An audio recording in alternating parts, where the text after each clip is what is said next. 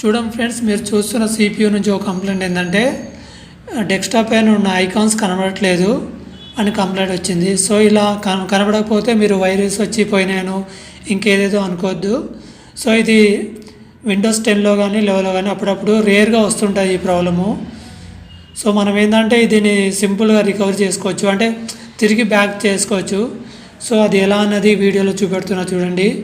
ఇది చాలా సింపుల్గా అయిపోతుంది.